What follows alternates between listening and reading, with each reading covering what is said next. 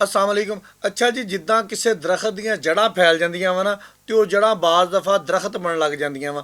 ਇਸੇ ਤਰ੍ਹਾਂ ਫੈਸਲਾਬਾਦ ਦੇ ਵਿੱਚ ਸ਼ਾਹ ਗੈਂਗ ਨੇ ਵੀ ਨਿੱਕੀਆਂ ਨਿੱਕੀਆਂ ਜੜ੍ਹਾਂ ਜਿਹੜੀਆਂ ਨਾ ਉਹ ਫੈਲਾਈਆਂ ਹੋਈਆਂ ਸੀਗੀਆਂ ਤੇ ਬਾਅਦ ਵੱਡੇ ਵੱਡੇ ਦਰਖਤ ਵੀ ਬਣ ਗਏ ਸੀਗੇ। ਲੇਕਿਨ ਸੀਸੀਡੀ ਨੇ ਫੈਸਲਾ ਕੀਤਾ ਹੋਇਆ ਵਾ ਕਿ ਸ਼ਾਹ ਗੈਂਗ ਦੀ ਨਿੱਕੀ ਨਿੱਕੀ ਜੜ ਜਿਹੜੀ ਹੈ ਨਾ ਉਹ ਵੀ ਮੁਕਾ ਦੇਣੀ ਆ।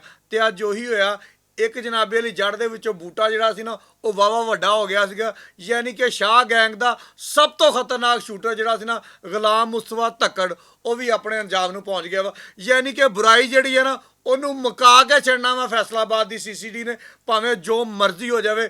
ਐਸਪੀ ਮਲਕ ਤਾਰਕ, ਇੰਸਪੈਕਟਰ ਇਰਮ ਸ਼ਾਹ, ਸਬ ਇੰਸਪੈਕਟਰ ਅਲੀ ਇਕਰਾਮ ਗੁਰਾਇਆ 4 ਰਾਤਾਂ ਇਸ ਮੁਲਜ਼ਮ ਦੇ ਪਿੱਛੇ ਜਾਗਦੇ ਰਹੇ ਆ। ਤੁਸੀਂ ਯਕੀਨ ਕਰੋ ਕਿ ਸਰਦੀਆਂ ਦੀਆਂ ਰਾਤਾਂ ਐਡੀਆਂ ਲੰਬੀਆਂ ਹੁੰਦੀਆਂ ਵਾ ਕਿ ਬੰਦਾ ਸੌਂ ਕੇ ਵੀ ਥੱਕ ਜਾਂਦਾ ਵਾ। ਲੇਕਿਨ ਇਹਨਾਂ ਨੇ 4 ਰਾਤਾਂ ਜਾਗੀਆਂ ਇਸ ਸ਼ਾਹ ਗੈਂਗ ਨੂੰ ਮੁਕਾਉਣ ਵਾਸਤੇ।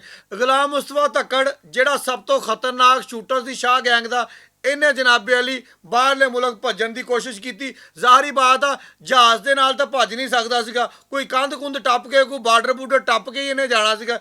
ਇਹਨੇ ਜਨਾਬੇ ਅਲੀ ਇੱਕ ਏਜੰਟ ਨਾਲ ਰਾਬਤਾ ਕੀਤਾ, ਉਹਨੂੰ 35 ਲੱਖ ਰੁਪਇਆ ਦਿੱਤਾ। ਲੇਕਿਨ ਤੁਸੀਂ ਇੱਥੇ ਸਾਡੇ ਫੈਸਲਾਬਾਦ ਦੀ ਸੀਸੀਡੀ ਦੀ ਵਰਕਿੰਗ ਚੈੱਕ ਕਰਨੀ ਆ, ਉਹਦਾ ਕੰਮ ਚੈੱਕ ਕਰਨਾ ਵਾ ਕਿ ਇਹਨਾਂ ਦੀਆਂ ਜੜ੍ਹਾਂ ਵੀ ਕਿੱਥੇ ਕਿੱਥੇ ਤੱਕ ਫੈਲੀਆਂ ਹੋਈਆਂ ਵਾ।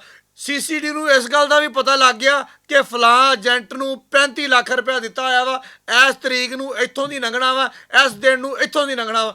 ਇਹਨਾਂ ਨੇ ਜਨਾਬੇ ਅਲੀ ਰਹੀਮ ਯਾਰ ਖਾਨ ਫਿਰ ਨਾਕਾ ਲਾ ਲਿਆ। ਉਹਨਾਂ ਨੇ ਕਿਹਾ ਜੀ ਹੁਣ ਚੌਰੀ ਗੱਲ ਇਹ ਆ, ਲੰਘਣਾ ਤਾਂ ਇੱਥੋਂ ਹੀ ਆ ਨਾ, ਤੇ ਫਿਰ ਤੂੰ ਲੰਘ ਕੇ ਸਾਨੂੰ ਵਿਖਾਣਾ ਵਾ। ਉਹ ਨਹੀਂ ਘਰ ਦੇ ਬੂਹੇ ਅੱਗੇ ਬਹਿ ਜਾਂਦੇ, ਲੈ ਹੁਣ ਲੰਘ ਕੇ ਵਿਖਾਈ। ਫਿਰ ਸੀਸੀਡੀ ਵਾਲੇ ਉੱਥੇ ਬਹਿ ਗਏ। ਇਹਨਾਂ ਨੇ ਕਿਹਾ ਲੈ ਵੀ ਧੱਕੜ ਹੁਣ ਲੰਘ ਕੇ ਵਿਖਾਈ, ਅੱਗੇ ਤਾਂ ਤੂੰ ਬੜਾ ਲੰਘ ਗਿਆ। ਇਹ ਫਿਰ ਉੱਥੇ ਆਪਣੇ ਸਾਥੀਆਂ ਨਾਲ ਲੰਘਿਆ ਤੇ ਫਿਰ ਆਪਣੇ ਸਾਥੀਆਂ ਦੀ ਫਾਇਰਿੰਗ ਦੇ ਨਾਲ ਜਾ ਲੱਗਾ।